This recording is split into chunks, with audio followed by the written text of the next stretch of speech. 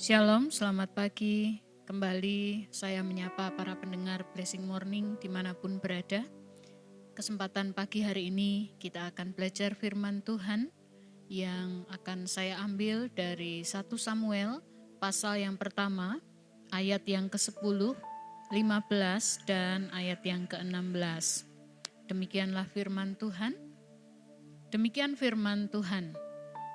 Dan dengan hati pedih ia berdoa kepada Tuhan sambil menangis tersedu-sedu.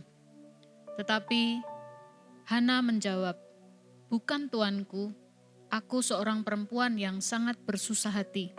Anggur ataupun minuman yang memabukkan tidak kuminum, melainkan aku mencurahkan isi hatiku di hadapan Tuhan." Ayat yang ke-16, "Janganlah anggap hambamu ini seorang perempuan dursila, sebab karena besarnya cemas dan sakit hati, maka aku berbicara demikian lama." Kita berdoa. Selamat pagi Bapa, Putra dan Allah Roh Kudus. Kami bersyukur untuk hari baru yang Tuhan sediakan. Sebuah kesadaran bahwa tanpa tuntunan-Mu, kami tidak akan mungkin dapat menjalani hari-hari kami dengan baik.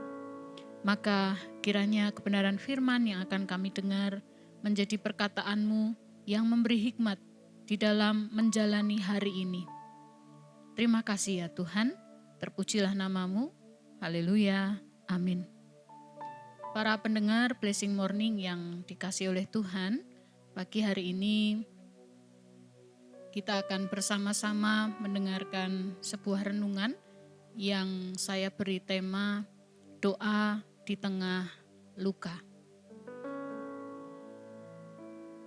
Para pendengar yang dikasihi Tuhan, bila kita menelusuri sebuah perjalanan kehidupan dari seorang keluarga di dalam bacaan yang kita sudah baca di atas, kita akan bertemu dengan seorang tokoh yang bernama Elkana.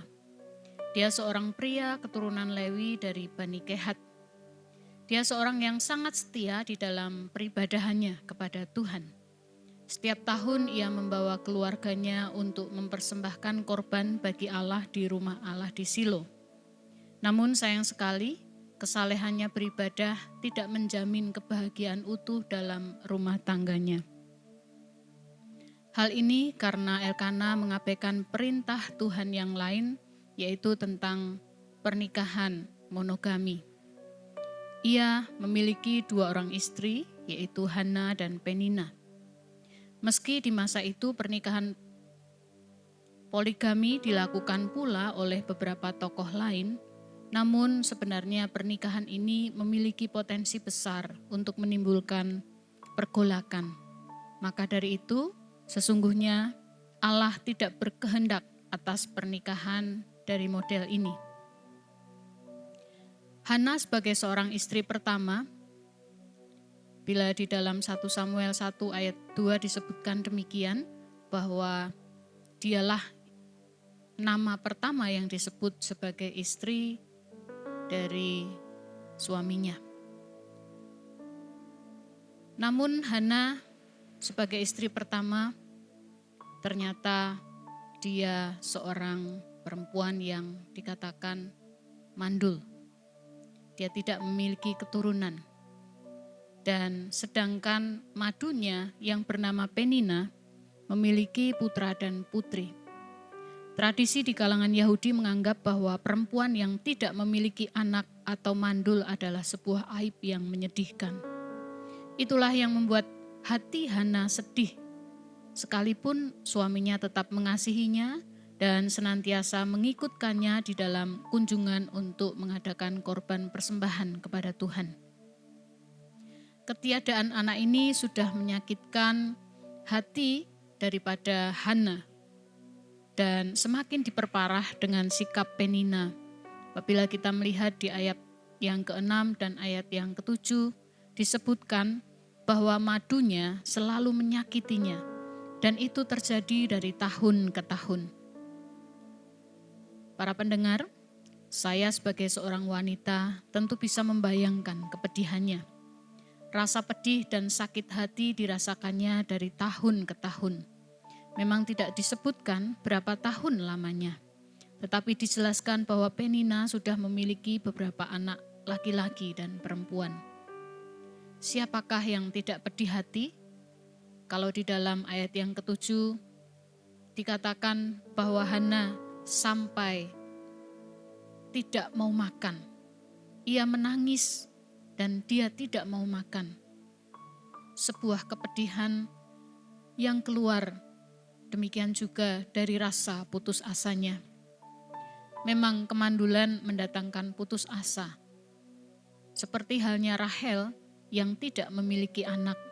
Di dalam Kejadian pasal yang ke-30 menyebutkan Rahel memiliki reaksi yang marah dan kondisi kemandulannya itu membuat dia pun berputus asa.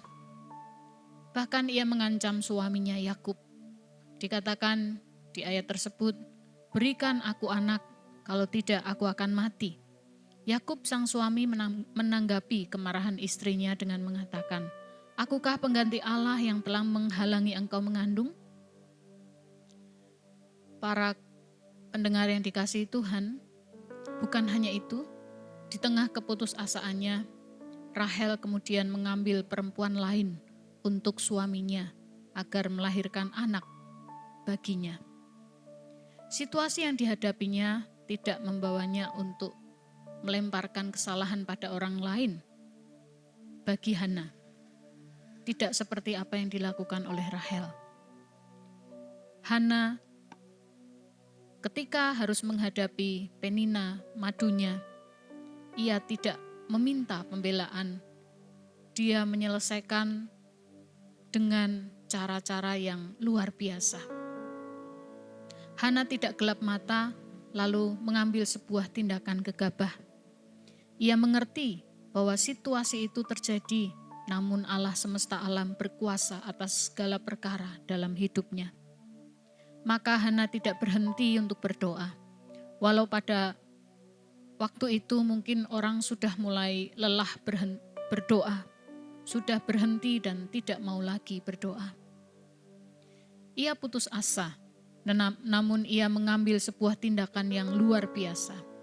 Di ayat yang ke-10 mengatakan, "Dan dengan hati pedih ia berdoa kepada Tuhan sambil menangis terseduh-seduh. Ia berseru dalam doa."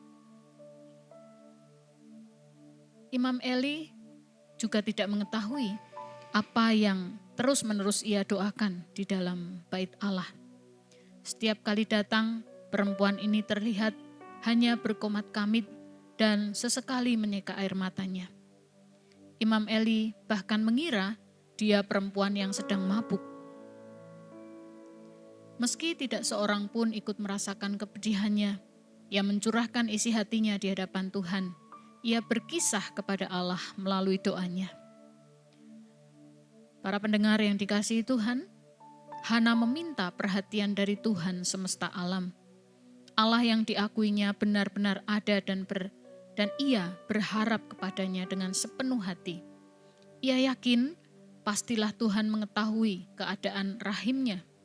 Ia mengadu kepada Tuhan agar Tuhan menghilangkan aib ini dari catatan kehidupannya. Hana memiliki keyakinan yang pasti bahwa sengsaranya akan diperhatikan Tuhan dan ia tidak akan dilupakan dalam lembah kesengsaraan dan penghinaan.